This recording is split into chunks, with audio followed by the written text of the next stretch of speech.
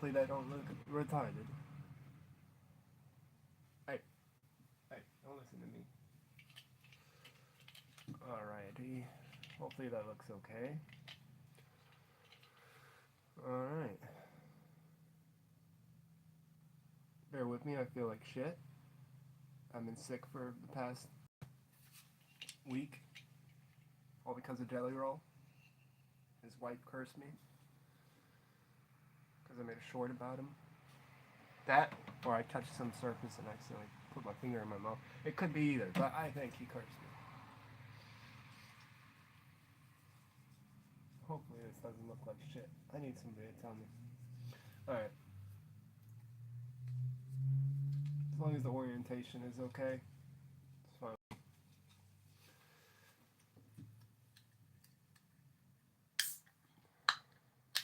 Might have to wait. Might have to wait and see.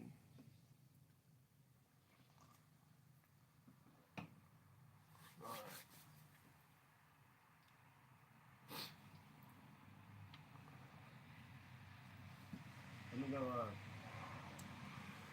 I'm gonna go tell somebody to turn on the fucking stream. Alright, I'll be right back.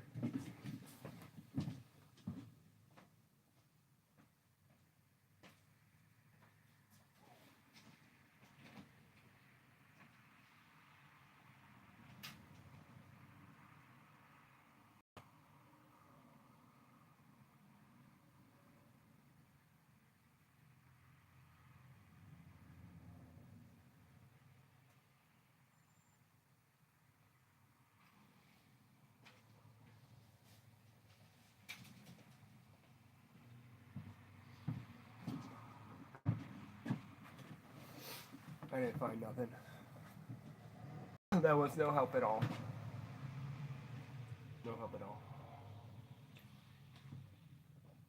I'll just have to wait. Maybe. Look at this. You guys can barely see it. This is the original meme. The guy looking back. This HD footage of NYC from 1993 is surreal.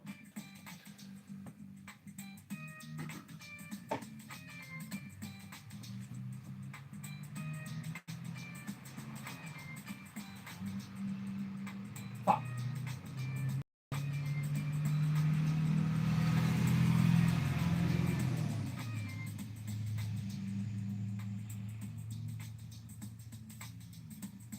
Better not get copyrighted for this bullshit.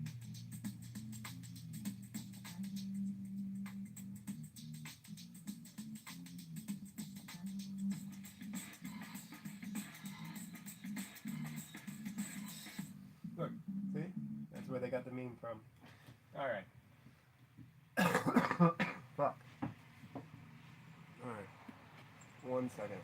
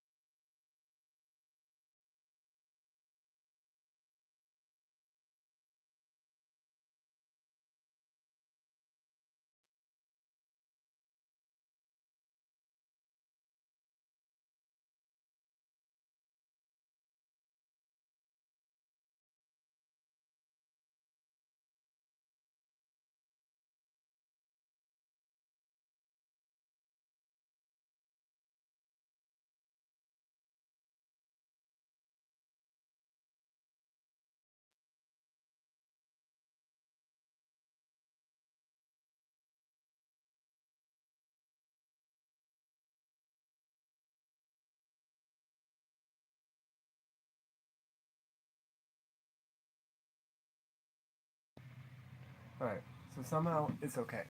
Somehow it's okay. Alright. Fuck. Damn it. What is this?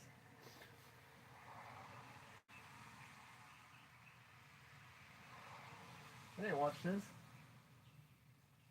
Coming out of the 1980s, Somebody's New York using my State was a phone. metropolis in crisis. A devastating substance epidemic had ravaged communities, leaving neighborhoods hollowed out and families shattered in its wake. Times Square remained notorious for illicit activities, a neon-lit playground of vice that tourists glimpsed through taxi windows with equal measures of fascination and fear.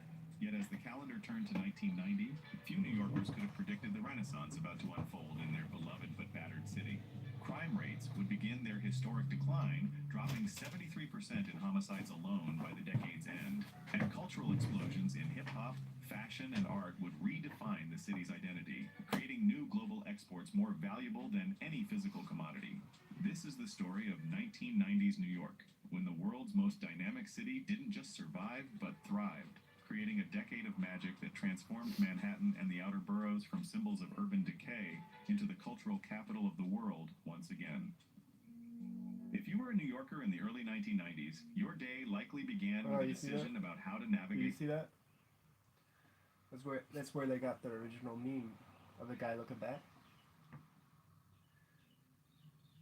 Although the girl's not there. His girl's not there. Into the cultural capital of the world once again. If you were a New Yorker in the early 1990s, your day likely began with a decision about how to navigate the subway system, a network still recovering from decades of neglect. Now, if that was the Matrix, he would have turned around. There would have been a fucking angel right in his face. The fare had just risen to $1.15 in August of 1990, while fare evasion remained common. About 231,000 people per day jumped turnstiles or slipped through emergency exits. Emerging from the subway in the financial district, you join the daily flood of... Yeah, you know, I actually listened to a bunch of stuff on this. And when they stopped people jumping the turnstiles, they actually cut down, like, most of the crime. They found out if they stopped people from doing the little crime, that would stop people from doing the big crime. Wouldn't you know it? Workers in power suits. Because it was the people that were jumping the turnstiles that were the ones carrying the guns onto the subway and everything and robbing people. With oversized shoulder pads, heading toward the gleaming towers that dominated lower Manhattan's skyline. Wall Street was navigating... And those fucking towers, if you... No offense, but if you ever get some time, look up the history of those towers. Like... Maybe we'll get to it. Its own transition during these years, emerging from a... I watched like a 2-hour video on those towers. Or maybe it was an hour. Recession with unemployment rising from 5.4% in January 1990 to 7.8% by June 1992. The power lunch remained a sacred ritual among financial elites, with establishments like the Four Seasons Grill Room serving as stages for multi-million-dollar deals made over plates of Nouvelle cuisine. As noon approached, different lunch cultures revealed themselves across downtown neighborhoods. The recession had dampened the lavish dining excesses of the previous decade, with many restaurants pivoting to create casual cuisine menus with more affordable options. If you worked in the World Trade Center, you might have ventured to windows on the world on the 107th floor, where early farm-to-table innovations were being pioneered with spectacular views as a side dish. 1990 marked the city's highest ever crime statistics, 2,605 murders and 527,000 total crime complaints, a staggering toll that touched nearly every New Yorker's daily experience. Yet something remarkable began in 1991. Crime started a continuous 15-year decline across all categories, fundamentally altering how you experienced your city. Walking through Soho, you might have noticed the gradual evolution from artist colony to commercial district, with galleries increasingly displaced by designer boutiques seeking the neighborhood's cultural cachet. Community-led initiatives like Lower East Side Community Gardens represented grassroots efforts to reclaim neglected spaces, transforming vacant lots into green oases amid This just reminds me of Joe's apartment. Have you ever seen Joe's apartment? concrete and brick. Cultural institutions remained vital forces throughout the downtown landscape, from established museums to experimental theater spaces operating in former manufacturing lofts. The seeds of technological integration into city life were being planted, with early adopters carrying primitive mobile phones the size of bricks and financial firms installing the first computer terminals that would eventually transform Wall Street. Returning home on the evening commute, subtle improvements in the subway system might have caught your attention. Brighter stations, more reliable service, fewer breakdowns, small harbingers of the larger renaissance taking shape around you. This was downtown Manhattan in the early 90s, a place where decay and rebirth existed simultaneously, where danger still lurked, but possibility flourished, where the raw materials of a transformed city were being assembled day by extraordinary day. If you were a student in New York City during the early 1990s, your educational experience unfolded within the nation's largest school system, a complex network of more than 1,000 schools serving over 1 million students. Your school operated under a decentralized structure It's supposed to be established what in made 1969. New York so magical. What the fuck? With 32 districts each having elected governing boards responsible for local educational goals. This unwieldy system showed significant strain by the mid-90s, creating vastly different educational experiences depending on which neighborhood you called home. Each district selected its own superintendent, while resources were allocated by a chancellor appointed by a mayor-dominated board of education, creating a labyrinth of bureaucracy that often seemed impenetrable to parents and students alike. The system's demographics had shifted dramatically since mid-century. The post-war white exodus to suburbia had transformed public schools into predominantly minority institutions, most with largely white teaching staffs, creating cultural tensions that occasionally erupted into open conflict. After the final bell rang, your options varied dramatically depending on your neighborhood and family circumstances. Nationwide, at least 8 million latchkey children were left unsupervised after school, with urban youth typically having fewer structured program options. Community centers like the Beacon programs provided safe havens in some neighborhoods, while public libraries served as de facto after-school centers in others. Music, particularly hip-hop, played a crucial role in your daily life if you were a teen during this period, with artists like the notorious B.I.G., Jay-Z, and Busta Rhymes, all George Westinghouse Career and Technical Education High School alumni, becoming major cultural figures. The 1992 shooting at Thomas Jefferson High School that claimed 2 students' lives marked a tragic turning point, galvanizing community organizations to push for alternatives to large, failing schools. The fashion you wore to school evolved dramatically between 1990 and 1995, reflecting broader cultural influences and economic realities.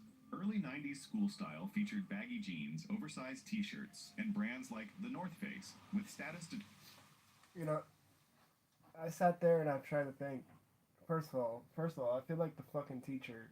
You know, like when a teacher would put on a video for the class to watch. I'm just sitting here like watching the video with the class up to. But no, I have like a fascination with the New York, especially like New York of the 90s or 80s, 90s, and I'm like, what the fuck? You know, why do I care so much about it? And I think it's because of the culture. Because like each borough, I still don't know too much about it, but you know, each part of the city had their own culture, and you know, it was like a blend of different ethnicities and cultures and fucking people. And now it's like everybody's the fucking same, you know? Like nobody's fucking different. You know, we're all copycats. We all act like each other. You know, what is today's culture? Fucking sit on your phone?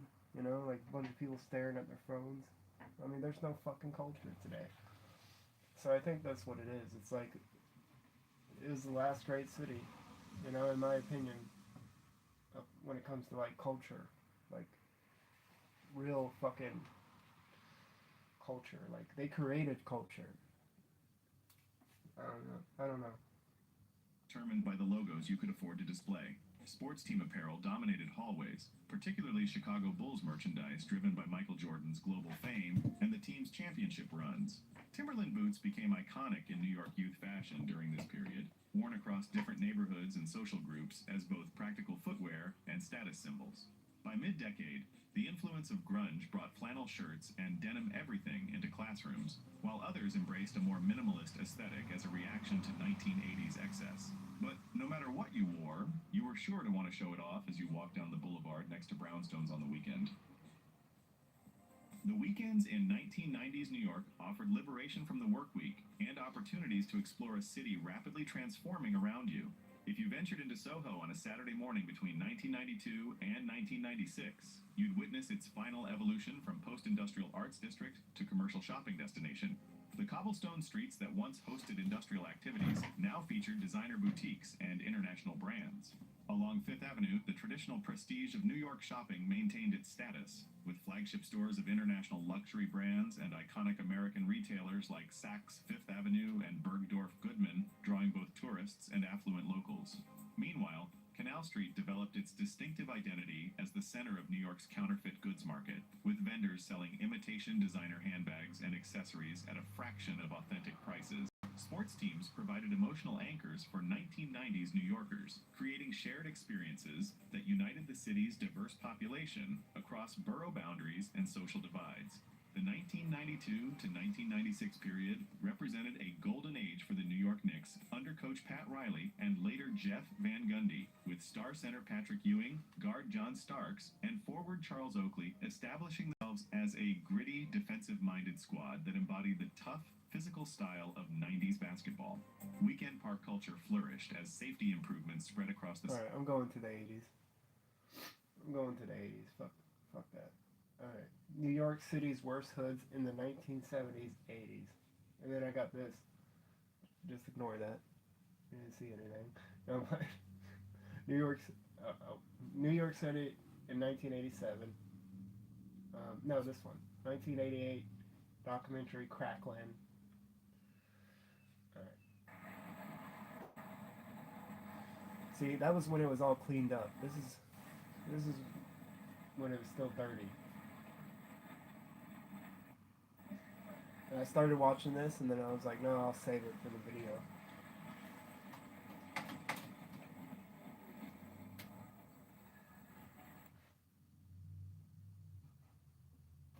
Oh, shit. Moving my fucking...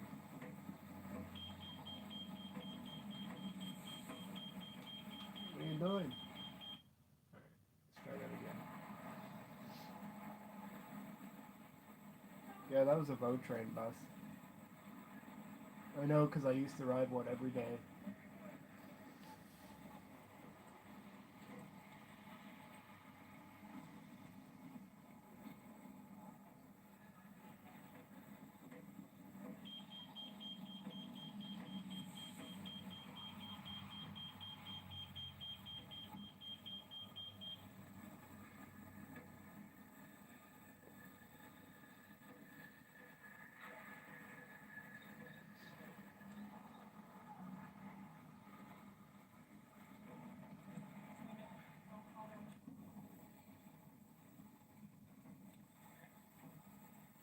See, that reminds me of Joe's apartment. Fucking just a van over there.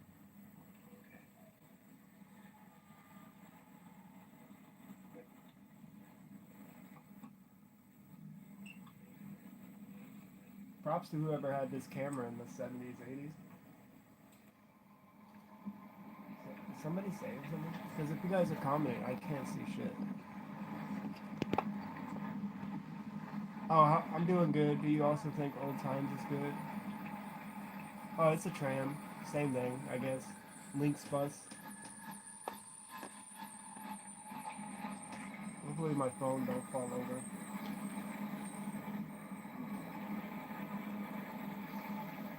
Look at that shit, dude. All that junk. Fucking...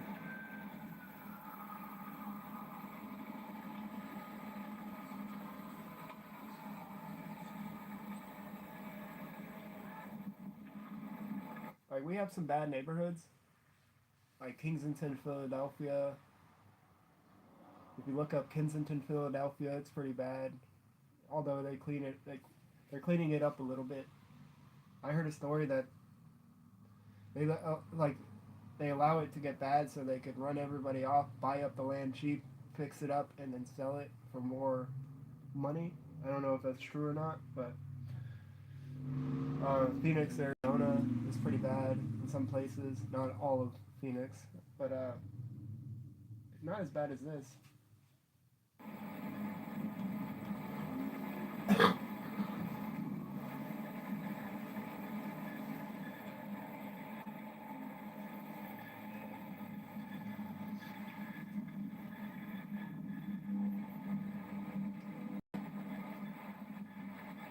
That's fucking all trash right there, dude. Holy shit.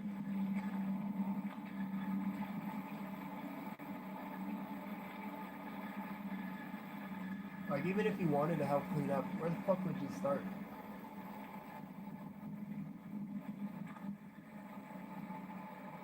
You could be out there with like, cleaning up trash all day, every day, and still not make a fucking dent.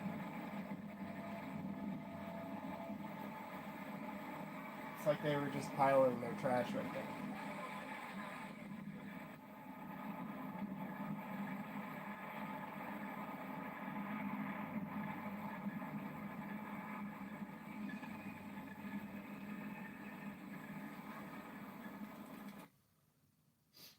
this is one thing that gets me all the time, like how different people live all over the place. Like right now, I'm sitting here. We have like here in many places like these. Yeah, it's dirty. Yeah, yeah, that's terrible. You know, it's terrible, and that's what I'm saying. Like where I live, it's a city. It's a clean city. It's okay. You know, but where other people live, they walk outside their house and there's just trash everywhere, and it's like you have no choice. Kind of where you were born, where you grew up in, the time period that you grew up in, you know. And I think about just people through all throughout time how they felt, like how they fucking felt with their lives. I don't know. It's just weird, you know. Like all you could do is try to make the best of your situation. You know, I mean, in what wherever you're at, in whatever time you were in. I mean, that's all they could do, and it's like, I just wonder if they thought like that back then, like a long time ago, like in villages and shit. Like, well, this is the best I got. That they were like they had no comparison, you know.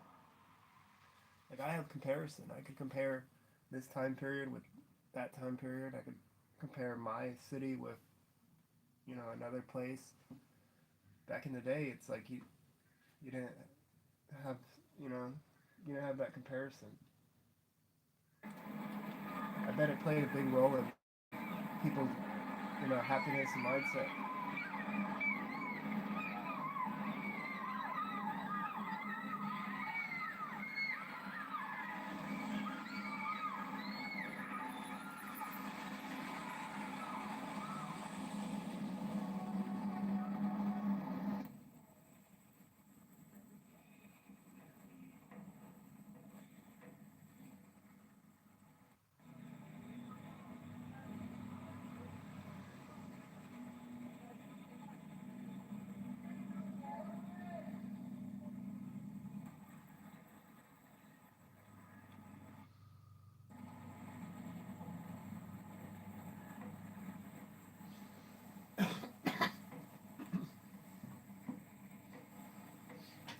Yeah, we have no choice. We have no choice, but all we do is choose between what we have and live. Yeah, right. That's all you can do is be happy with what you got and work with what you're given.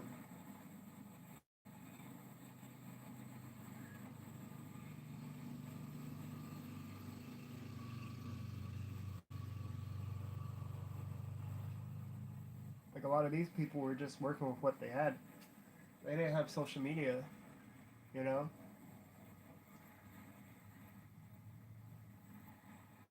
Like they didn't have social media to try to get out of this, you know. So some of them looked to selling drugs as a way to get out of it. Others maybe wanted to become lawyers or doctors, actors, you know. But I'm sure the chances for them seemed so small in this time period for them in a neighborhood like this, you know. And I'm sure there's places right now where they feel the same way, even though maybe they have social media. You know, they still probably feel similar.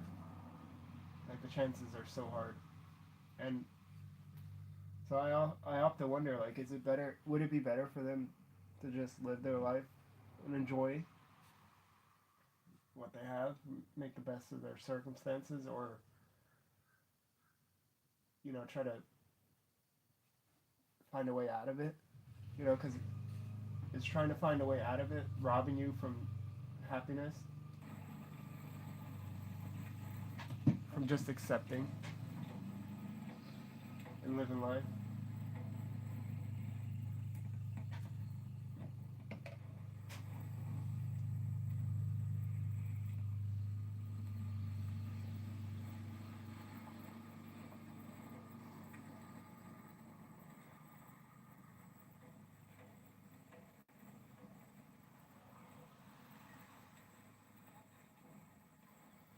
It's so crazy that none of it looks like this anymore. It's all cleaned up pretty much.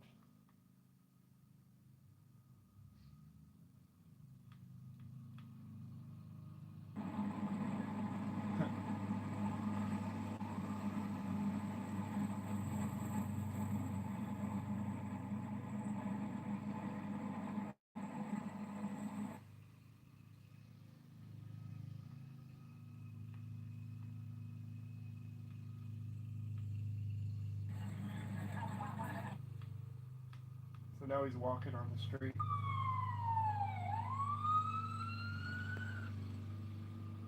See, we still got some places that look like this, where people are hanging about all over the street, using drugs, or doing drugs, who knows.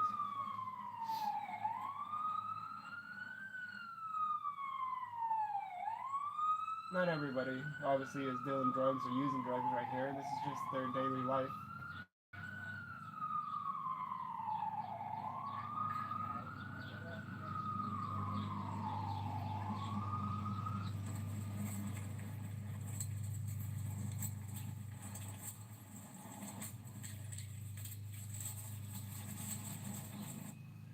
But I can't be the only one.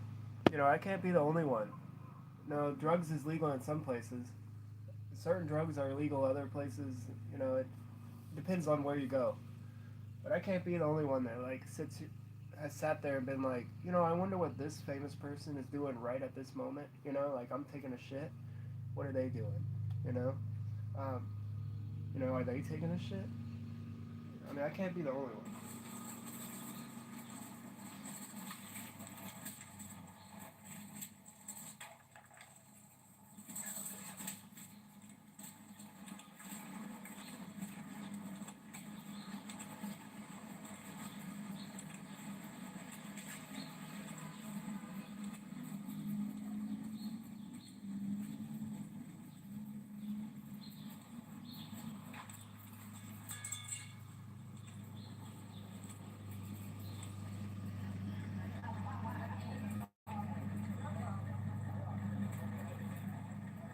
You know what I notice? Not a single person has their phone in their hand.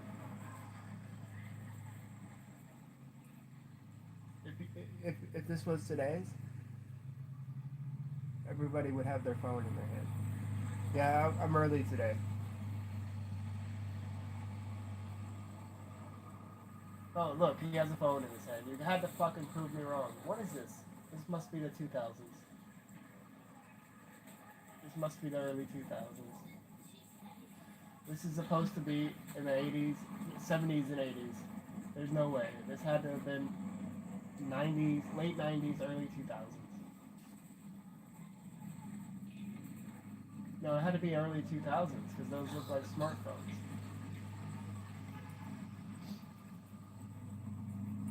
Yeah, how did they get phones all of a sudden? The fuck?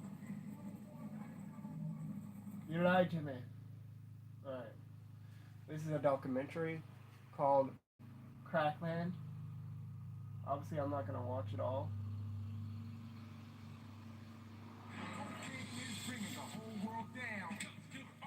Alright, I don't want to talk about it. All in the family neighborhood. South Jamaica to Middle East. Yeah. 59 degrees in New York. A little boy has been killed in a fire in South Jamaica, Queens this morning. We're going live to Queens on WCS News and Indio. Neighbors and residents say crack dealers tried to take over the house, and when the residents fought back, the crack dealers began a war of terror that ended with this morning's fire.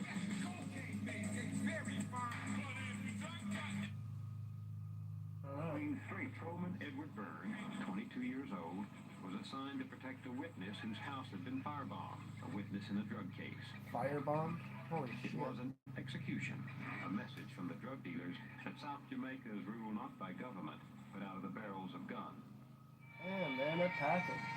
Burns' father Matthew is himself a retired police officer. He saw in his son's death a warning that anarchy is growing fast in America's neighborhoods.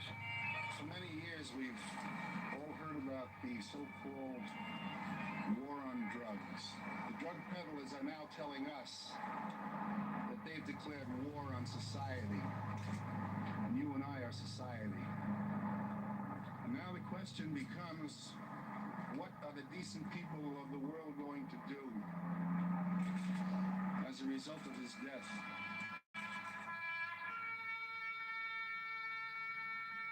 That speech struck home with Americans across the country and with the politicians. One thing was sure, cities cannot stop the drug war. The drug war. Down with drugs!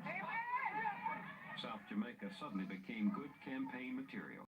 You read about the execution of Officer Edward Byrne. You read about the drug-related violence that's turning sections of our cities into combat zones. My friends, the streets of America do not belong to drug peddlers and crack gangs. They belong to us. And we're going to take them back. But in South Jamaica, the rhetoric is drowned out by another reality.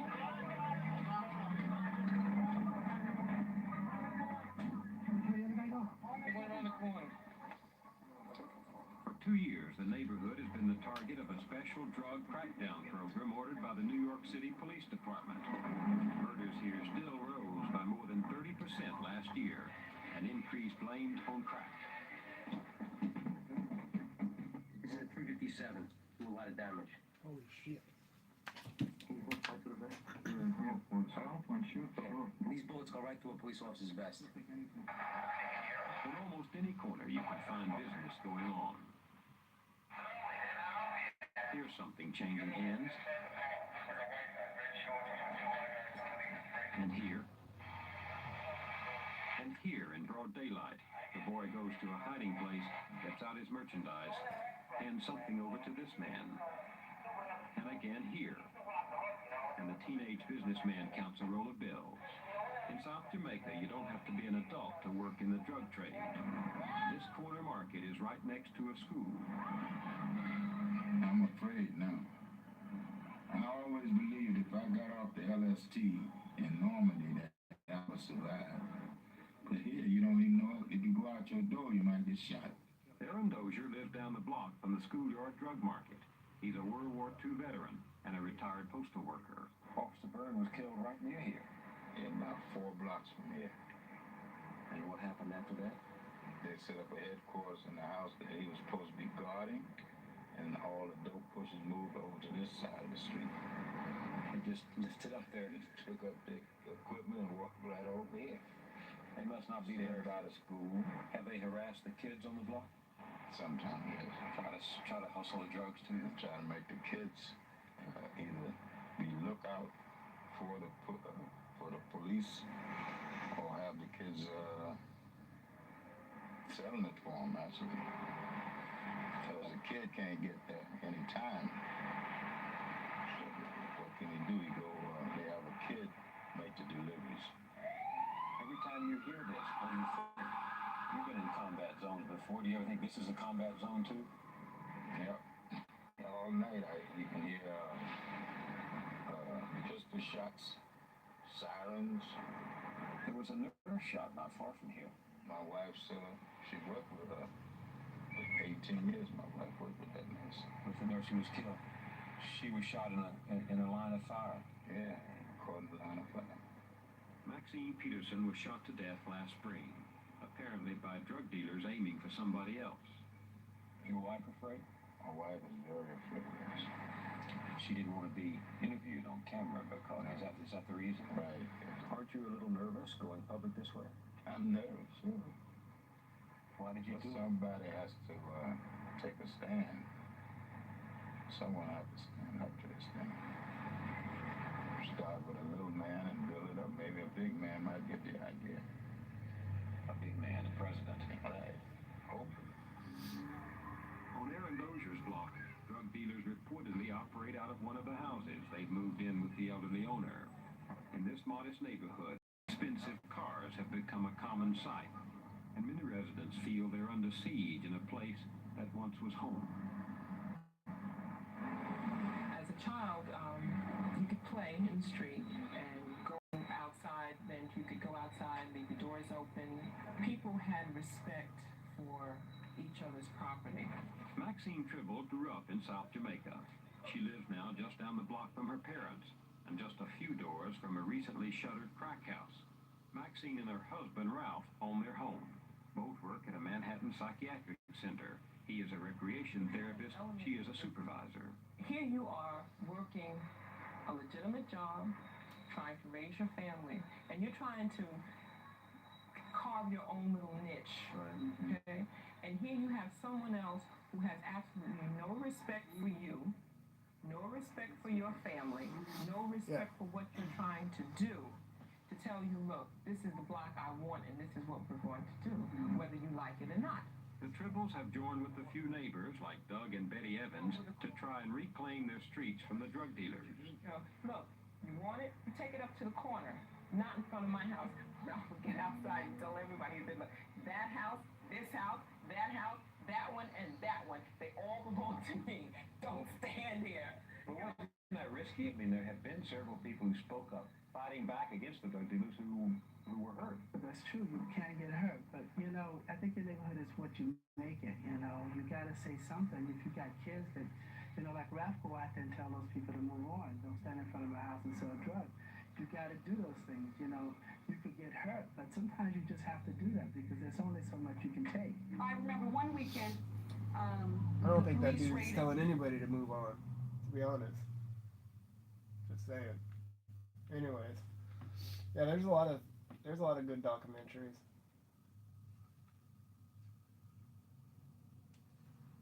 New York City, 90s.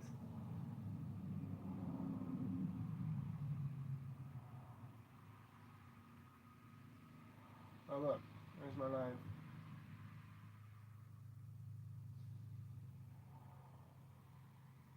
I seen something about Joey Diaz. Yeah, I'm gonna watch this real quick. I grew up in northern New Jersey. I grew up 8 miles from New York City. I thought at the time, in 1985, from 1980 to 1985, I knew one thing and one thing only. I didn't need to go anywhere because everything I wanted was in New York City. Everything that fulfilled my dreams, from the $20 concerts to the drugs, the nightclubs, to the hanging out in the village at night, snorting coke on a fucking car, to, you know, I even worked in the city. I went to the city for OTB.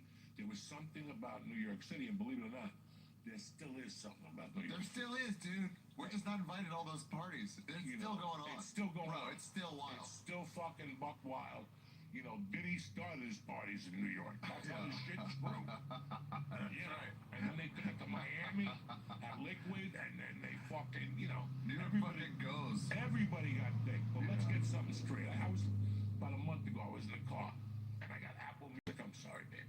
And I got Apple Music. And I pressed Madonna Essentials instead of just Madonna. You say, Joey, this is a travel show. Are we talking about Madonna? Oh, yeah. You gotta keep me on track. You didn't give me the fucking... So I'm listening to Madonna. I'm listening to a song called Burning Up. Okay. It was her first EP. And it came out in 83. And I still remember, it was the beginning of my cocaine career, like going out at night. Like I graduated from doing a half gram and a... Now we were taking our snorting career to AAA. And we're just going to little discos at night. Eat a banana biscuit and snort coke. Sorry, I didn't tell you guys. I'm in New York City right now. And I gotta tell you, Ari, as dumb as it sounds, summer of '82 and '83, New York was just something that you could not explain to people. Yeah. But I'm just gonna give you a taste. Wait, time out. What's a banana biscuit? The Quaalude, the fucking Pumanol, whatever costs $4. Okay. This is, we took shit. My friend's mother was dying of cancer. Yeah. And every January, every first of the month, he got these pills that would put you on a different planet. And he would sell them to us for like $30. We would get fucked up on these things. Do you know what they were? It was just pills. Tubanol at the time. What the fuck's Tubanol? Exactly. Something from the 80s. Yeah, okay. Today it's probably, you gotta lick a squirrel's asshole. What does it do to you, I mean? You got fucked up, Art. Okay. I mean, like drunk, alright, whatever. Right, so, I'll never forget this. Yeah. I'm in some, I don't know, it wasn't a rooftop. It was some fucking club. And it was a Tuesday night. I used to work on Tuesday nights. And I would get out of work at 1, sometimes 12:30, and the concierge at the hotel would tell me where to go. And he would call that place. And I would call my friends in Jersey to say, this is what's going on. Meet me over there. Like the dog I got before, ticket for the Knicks. Every night was a new adventure. Some nights I got cut at 6, and he'd have 2 Knicks tickets for me. But to get to this fucking story, I'm in a club, Madonna Burning Up is on. I'm on a fucking Quaalude, okay? I'm in the middle, me and somebody else, my friend Stinky and somebody else are in the middle of pussy heaven. We're dancing, right? Yeah. I'm not a good-looking dude at the time. I'm just coked up to the gills, fucking looking He said around. at the time. My buddy Stinky is making out with a chick, and he's grabbing another chick's titty, all right? And I'm watching this as I'm dancing, burning up. I mean, in those days, you danced. You were hip to hip, fucking dry humping, you know. And I'll never forget, at one point in the night, I looked back, and it was 4 in the fucking morning. There was 300 people in this room, moving exactly the same, and it was only a Tuesday night. And I'm like, right there in my mind, I said, where is this happening right now? Like this. I mean, there's people jumping up and down and like, ha ha ha ha, I just got a movie deal. No. I'm talking about people who are working. Tuesday. This is a Tuesday night at some fucking club in the village. There's 300 people in there. Trust me when I tell you, there was no valet. There was no VIP room. There was nobody rich in there. These were people from the ages of 18 to 27, 26 that had jobs or were going to college and at one point said, I'm going to keep my job at UPS, but I'm going out 5 nights a week in New York City. I'm not missing anything. I'm not missing a thing. I still remember going to see the Mets and then going into the Garden to see the Pretenders. Chrissy Hynde just broke her leg the night before. That's another thing that pisses me off. That no nightlife anymore. Like, I mean, maybe there is some places, but like where I live, the only nightlife we ever had was fucking going to Walmart in the middle of the night. And now Walmart's not even open 24/7 anymore. So it's like, I feel like when the pandemic hit and all those places started closing down at like 11 o'clock, it like killed the nightlife. I mean, maybe that's just me, but I feel like the shit he's talking about, I'm sure it's going on in certain places, you know, but you gotta know the people, you gotta wanna be doing that type of shit, you know. Not that I want to be doing that type of shit, but it's like, it'd be nice to be able to go to fucking Walmart at 2 o'clock in the morning like I used to be able to and just walk around and do nothing, you know. But it's like, I feel like they don't want people out. They want people in, you know, watching their streaming services and all this shit. They don't want, I don't know. I feel like there's no fucking social interaction anymore as much as there used to be. And if there is, it's all fake. Like, I don't know if you guys seen that. I watched a couple videos from Aiden Ross's Brand Risk. And nothing against, you know, Brand Risk and the fight itself and the promotion itself and, you know, whatever. But, man, everybody in that room, it's like, it was just like fake as fuck. You know, it was like, I don't know. Shout out to Durf, if you guys know who Durf is. If you guys know who fucking Zach Cray is, go watch their videos. They fuck around with clavicular. Funny shit. But you'll see what I'm talking about. At the pier in Long Island, that place that floods when there's water, I forget what it's called, and she slipped and broke her leg. They were going to cancel the show. Chrissy Hynde said, fuck you motherfuckers. Came out with the crutches and threw them into the audience at the Garden and said, let's do this. And they opened up with fucking The Middle of My Load, that song from 1984, Learning How to Crawl. I saw some shit in New York City that I knew in my heart didn't happen nowhere. So what did I want to travel? Where the fuck do I want to go? To jump around? I'm doing things in New York that people never fucking dreamed of at the time. Okay, I remember that was a time when everybody got home at 6 in the morning. Everybody. If you went out, there was no, I gotta go home, my girl. No! Everybody was out till 6 in the morning. As you were driving home to change your clothes and gargle with Listerine and clean your nose from the cocaine, you see kids going to school. And this is 5 nights a week, and on the weekends they would stay home. because they were so, and these weren't my friends. I just talked to them at clubs. Yeah. So all those people that were going to Studio 54 were not rich people, yeah.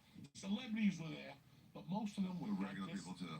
Wow. Studio 54 was a place where celebrities could bond with regular people. Like, you could be a regular person and wear something nice, and the doorman just happened to let you in, and then next thing you know, you could be shoulder to shoulder with a celebrity. It was a place where nothing like that has ever happened again, and they shut it down. But that's a good movie, and I watched that movie, Studio 54, way too early. But it's a good movie. It's a good movie. Got some fucked up scenes in it, but yeah, there was no place like that club. Go watch the movie. It's a fucking thing on Studio 54 on Sunday nights, a podcast on Sirius. And some of them suck. And some of them, it's fucking professionals that'll tell you how they snorted 4 nights a week. They had 2 kids, jobs, and they still made it work. And you're like, so you put a side schedule for Studio 54. Yeah, so let's just talk about New York City at the time. Okay. So I didn't have the desire, but I got in trouble. Things happened. And then somebody offered me a fucking great opportunity in Aspen, Colorado. Alright. 90s fashion. Right.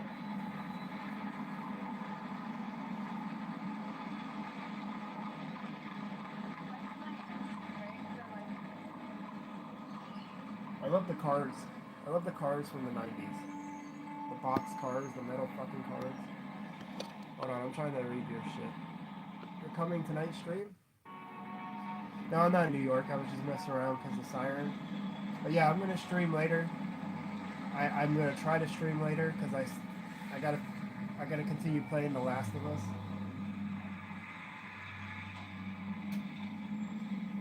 It was raining all day yesterday, so I couldn't really play it because I don't know. I have my Wi-Fi or my internet provider kind of sucks. Like, I have good internet, but when it's raining or anything, forget it. Forget trying to stream. What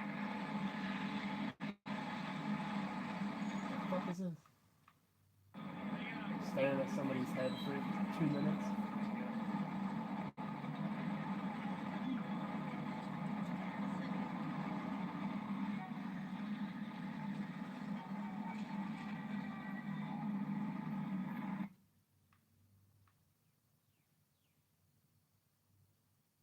For victims in connection with the subway shooting, 3 of the young men.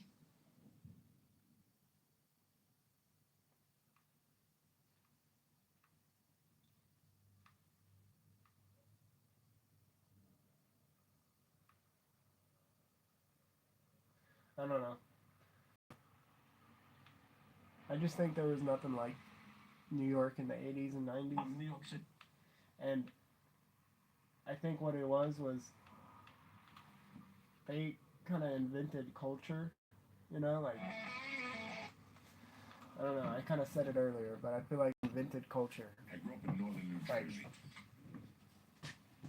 Like their style and came out of, like, style and fashion and all that, like, came out of, like, a lot of the graffiti artists in the 80s, or like in the 70s, 80s, whatever, became like mainstream artists by the 90s. I don't know. I mean, I could probably sit here and watch fucking shit about New York forever, like all day. But where's a good one? This one's pretty good. If you guys want to watch something about it, why was New York so dangerous in the 90s? This explains how it kind of got fixed up. But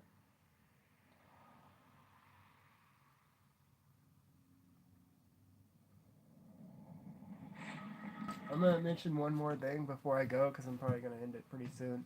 I was mentioning the Twin Towers. Pretty much, it was a project by the Port Authority and David Rockefeller, and there was a place called. You should definitely come to India. I would if I could, man. I would if I could. I would love to see all over the world, you know. But when I was young, I wanted to take a train to New York City because I could hop on a train 10 minutes away from here, and in 19 hours I could be in Manhattan someday. Someday, if I'm able to, I will. You have my word on that. If I'm able to, and I'm also gonna go to New York if I'm able to. I actually have family in upstate New York, but you know I've never even seen her. It's my grandma, one of my grandmas. But yeah, back in the day, I looked it up. You know, when I was still a teenager, how much a train ticket cost. It was only like $120 or like $100, and in 19, 20 hours, I could be in Manhattan. So I could hop on a train 10 minutes from here and be in Manhattan in 20 hours. Like, so if I really wanted to, I could probably hop on a train on the weekend, like take the Friday off or something, maybe hop on a train, go to Manhattan, then turn around, you know, be there for like an hour or so, and hop on another train and come home on the weekend, over the weekend. Like, yeah, it would blow my weekend, but I mean, what, that would be like 40 hours? I don't know. It's almost worth it. It would almost be worth it. Maybe I should do that. That would be a hell of a video. But then I would feel bad. I would feel bad because my family would be missing out. And, I don't know. My brother got to take a train when he was younger, when he was like a teenager. He got to take a train to go see one of his friends in Missouri. And I feel like that was probably such a experience for him. It probably like widened his mindset and opened his mind to what was, you know, different places and what was possible. And it's like I've never been out of fucking Florida, so I've never been on a plane. I've never been on a train, so you know. But there's lots of people. When you come in, I don't know, man. Like I said, I've never even been on a plane, you know. And I've never been out of Florida, so, you know, there's lots of people that never leave the place they were born and when they're, you know, the place they were raised. But,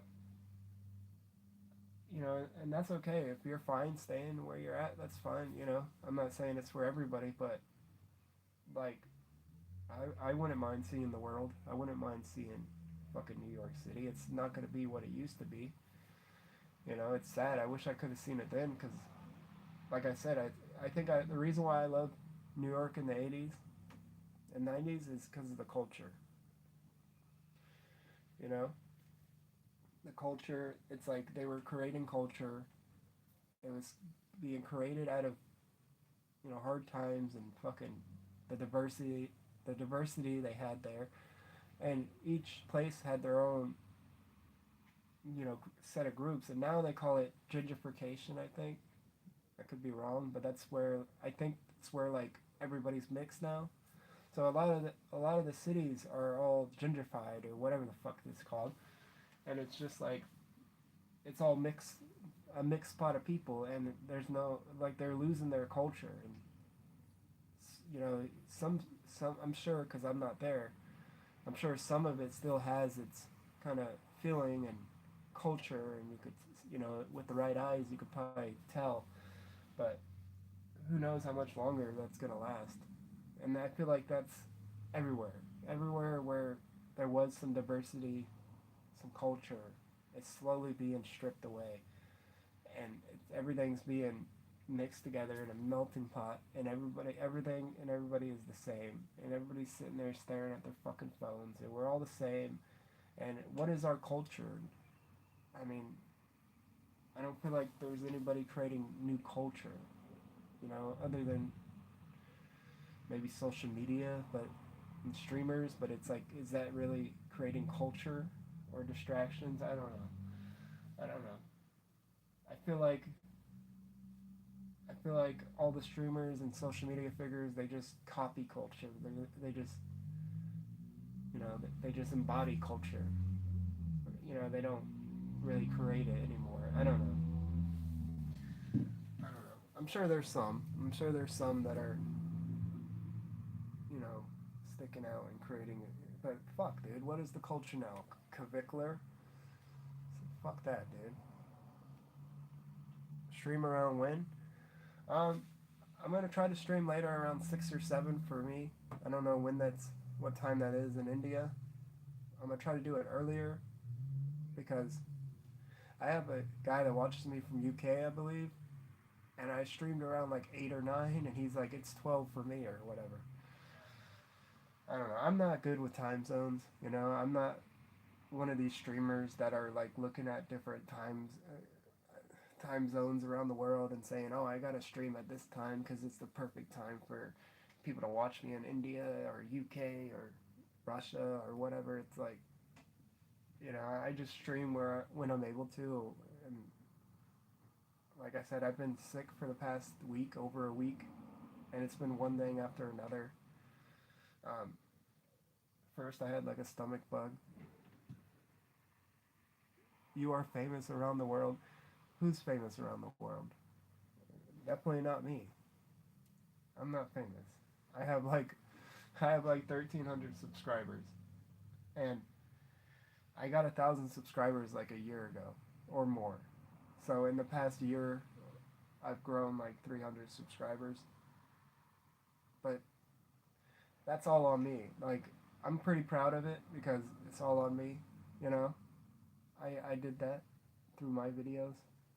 And one of my videos, my top video of me just talking, sitting here with with my phone talking, has like over 2,000 views. And I did that, you know? It's like I did that with no editing. But quality is better than quantity. Well, I agree. But then again, it's like, you know, I would rather be real than fucking trying to perfect this perfect fucking quality, you know? I don't know. Trust me, I've thought about that, and I don't want to just spit out quantity, you know? But, yeah, I don't know.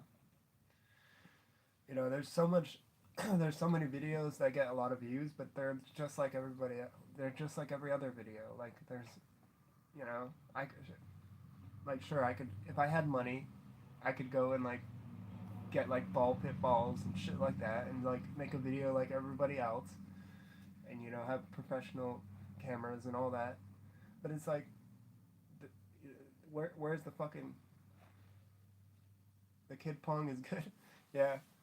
I mean, and that was all through my phone, you know, and a little bit of limited editing, limited, and like, I mean, really limited. Most of it is just me stopping the camera and putting them all together, like, and if I had a better camera and, you know, if I had a better laptop and all this shit, like, I could make a better video, but at the same time, it's like, how good am I gonna make that video of kids throwing fucking, like, what am I gonna sit there and put like animation effects, sound effects on a fucking kid, you know, ping pong, you know, kids throwing ping pong balls into the cups? It's like, I don't know. Then it's just like everybody else, and it's like, I'd rather sit here and do a video like this about something I actually give a fuck about, because I do care about the 90s, and if anybody likes it, they like it. If they don't like it, oh well. Yeah, the video quality isn't the best because I don't have a professional camera. My audio should be okay, you know. I'm sure these are okay wireless mics, you know. Like, sure, I could probably go up a little bit, but these are Hollyland Mark II wireless mics. But yeah, thank you. But it took me a long time to realize, like, hey, you just gotta do, because for the longest time, I care too much, and I still care too much about the analytics sometimes. But I care too much about views or likes, you know, and it's like for too long I cared about what I thought people might like, you know, or what I thought might get out there, instead of just talking about what I cared about and creating videos that I want to do, like, and if I don't have the ability to do it, oh well. Hopefully, eventually I'll have the ability to do that video. You know, if I have an idea and I don't have the ability to do it, but if I make a video and it's funny to me or it makes me laugh, you know, then it's like I'm gonna put it out there. It's like even if it's embarrassing or, you know, I might lose or whatever the fucking kids say. You know, I don't give a fuck about any of that shit. I don't know how we got to a point where, you know, how we got to this point of, you know, this fucking vanity, this bullshit. You know, it's, I don't know. It's like, that's how fucking Cavicler was able to, and nothing against the guy, because that's how he was able to fucking rise. You know, if the culture wasn't accepting and hungry and up everybody's ass, and, you know, there's no way that kid would ever be famous. You know, but that's the culture, and it's like, it's a sad fucking state of affairs. You know, it's a terrible situation that we've gotten into, but here we are, and I feel like everybody cares too much about that, you know, and it's the people that don't give a fuck about that people love, because they're like, oh, you know, they're unique, they're their self. It's like, yeah, because they're not trying to fucking impress anybody, they're not trying to copy everybody else, you know, and it's just sad, you know, it's just sad that we got a bunch of fucking people trying to, you know, from one thing to another. I mean, look at the Pokemon situation. You got grown-ass fucking men fighting over cards, you know, because of the culture, because of, you know, how in there they are right now. It's like, granted, I like Pokemon. I had them when I was younger. You know, I got back into them around the whole Logan Paul stream when he started, you know, rocking Pokemon shit, and that sucked me back in. I'll admit it. You know, but then it kind of died away for a little bit, and now it's coming back.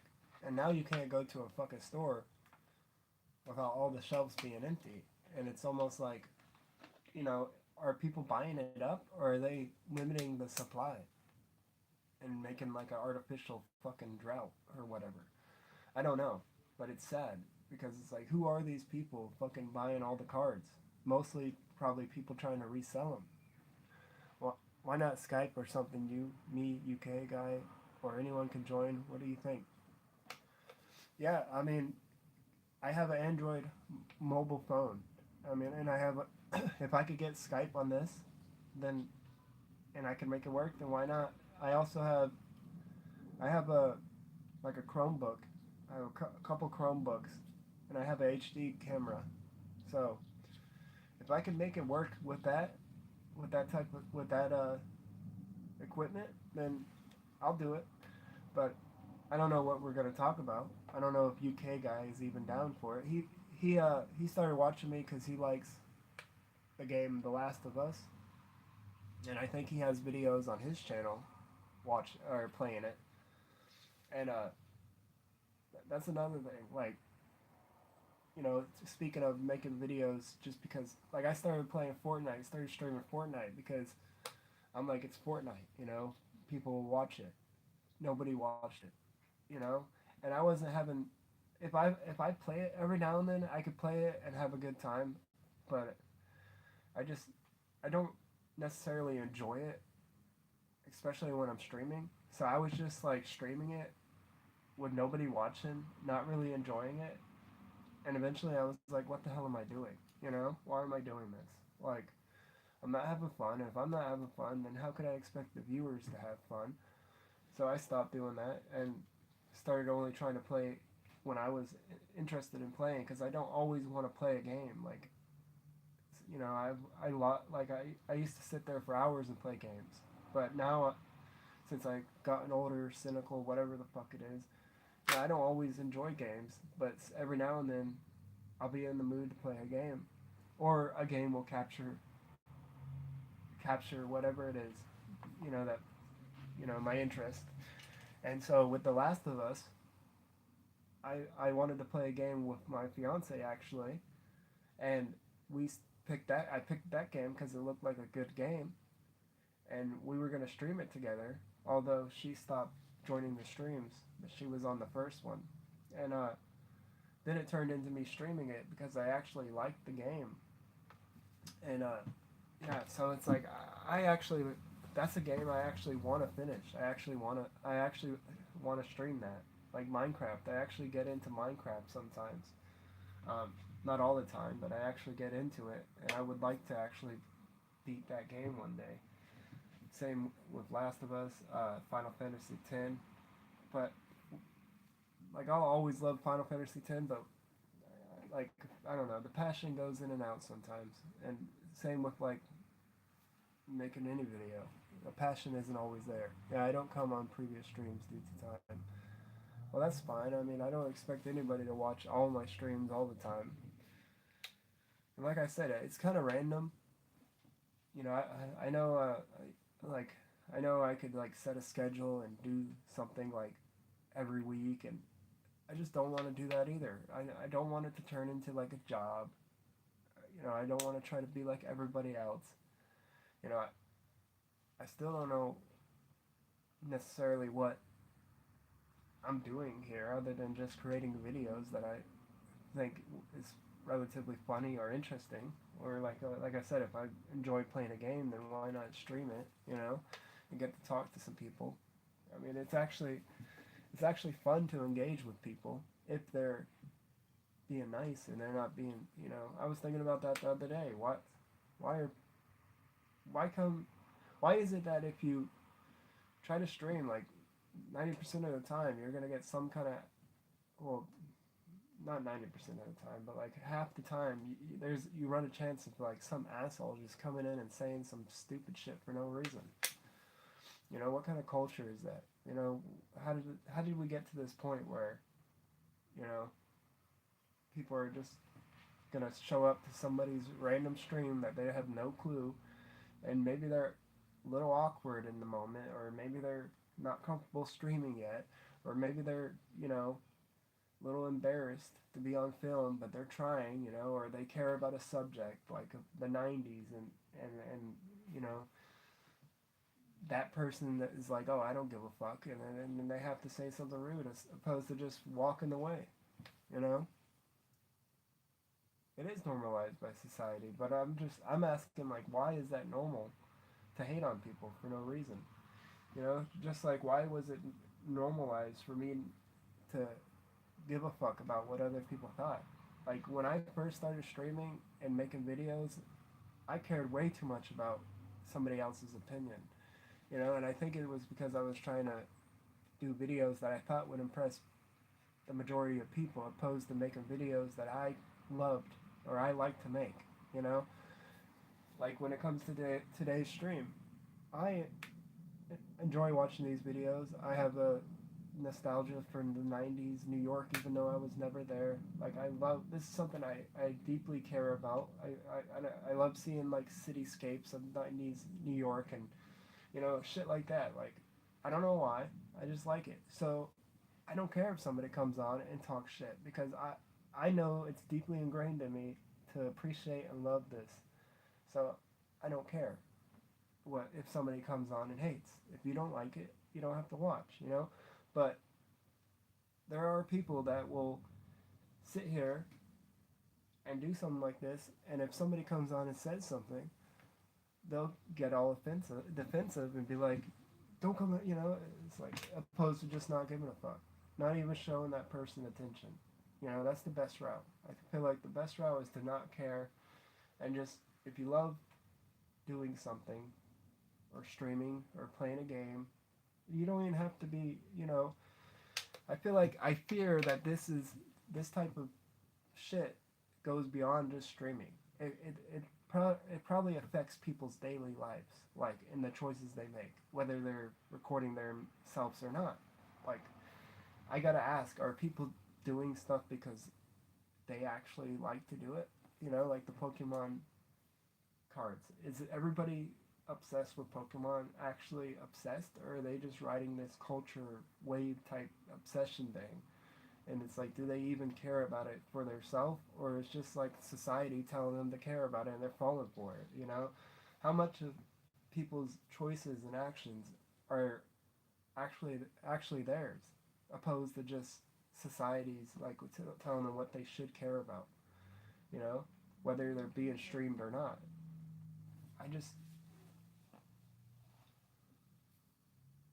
I don't know. I do, because I feel like people make choices based on society, and like, all I'm trying to say is that, say if you're like, you know, I like fucking penguin.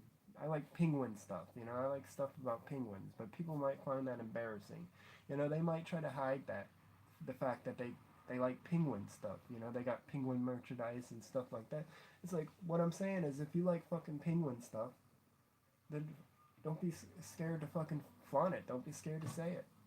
You know, I like killer whales, you know, I wouldn't hide that, but it also might go deeper, like, you know, say if, you know, basketball wasn't in, you know, it's like, if you like basketball, do basketball, you know, or like pickleball is a big thing, you know, how many people are getting into pickleball just because it's becoming big, you know, I mean, you know, if it's something that's laughed at and you enjoy it, it shouldn't matter, is what I'm saying. Like, go do it, even if it's not in, you know, just go live your life. Make the choices that make you feel good.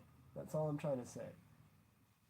Like, it's nothing about streaming, but if you're trying to stream or make videos, then definitely make the choices that will make you feel good, that you care about. You know, make videos about stuff that you care about. I mean, maybe nobody needs to fucking hear this, but I haven't seen the viral penguin video, but I wouldn't doubt it, because I have this weird thing happens when I start caring about something, then like everybody starts caring about it, and it's happened to me my whole life, and sometimes I wondered if it's the other way around, like, oh, did you start caring about this because it's in now? But I swear, it's always happened to me. So I wouldn't be surprised if you know, penguins blow up in popularity after this, you know, like, or killer whales, you know, like, it's been a thing, you know, I don't know. I mean, I started watching Walking Dead again after a long ass time. Next thing I know, iShowSpeed is streaming The Walking Dead. I mean, that type of stuff has always happened to me. So, and iShowSpeed, I like iShowSpeed as a streamer, and I enjoyed that whole series of him playing The Walking Dead. And you know, that's the thing. Like, I could actually say that I enjoyed that, instead of just, you know, liking it because everybody else did. You should. It's like the penguin. I'll look it up after this. I'll look it up. But anyways, yeah, man. If anybody likes New York City, you know, like me, they like the cityscapes and mountains. Alright, kilometer far mountains by leaving their group.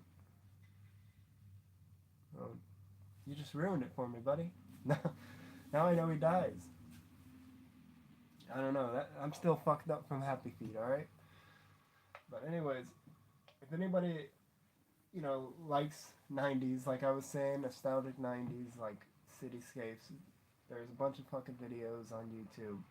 I could sit here all day and watch videos with people, but I just wanted to come on here and, like, talk about shit.